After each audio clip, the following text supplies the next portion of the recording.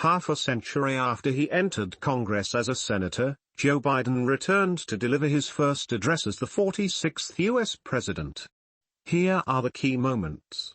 Madam Vice President, Madam Speaker. For the first time in U.S. history, the two people seated behind the president as he delivered his address were women. Speaker of the House Nancy Pelosi, the top Democrat in Congress, and Vice President Kamala Harris, who served as a California senator before Biden made her his running mate, flanked the president throughout the speech, looking over Biden's shoulders. As he greeted the two as Madam Vice President, Madam Speaker, Biden added, "No president has ever said those words from this podium. No president has ever said those words, and it's about time." Truth over lies. Mr. Biden began his address to Congress with a not-so-subtle dig at his predecessor, Donald Trump. Mr. Biden said he inherited a nation in crisis, describing America as a house on fire. "Now, after just 100 days, I can report to the nation. America is on the move again," he said, adding that America never stays down. America is rising anew. Choosing hope over fear. Truth over lies. Light over darkness. After 100 days of rescue and renewal, America is ready for takeoff. We are working again. Dreaming again. Discovering again. Leading the world again.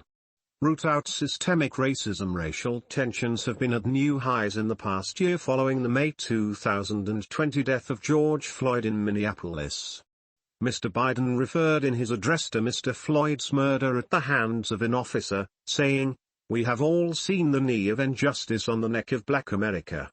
We won't ignore what our own intelligence agencies have determined. The most lethal terrorist threat to the homeland today is from white supremacist terrorism." The president did defend police, too, garnering applause, saying that most men and women in uniform wear their badge and serve their communities honorably.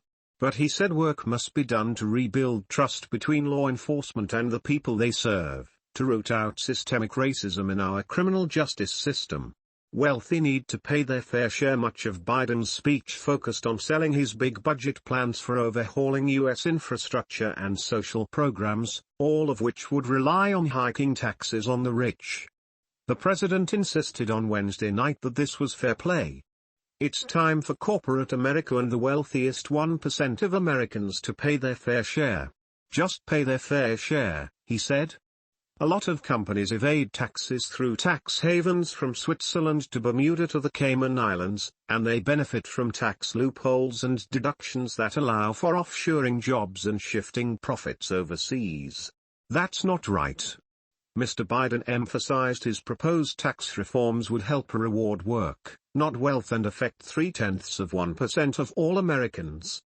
The government would also crack down on the millionaires and billionaires who cheat on taxes.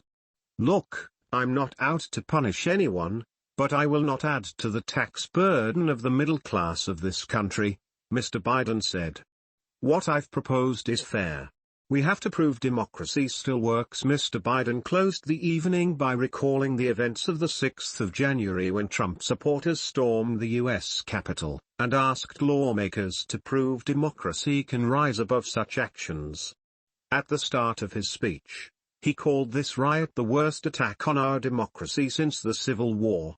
Can our democracy deliver on the most pressing needs of our people? Can our democracy overcome the lies, anger, hate and fears that have pulled us apart?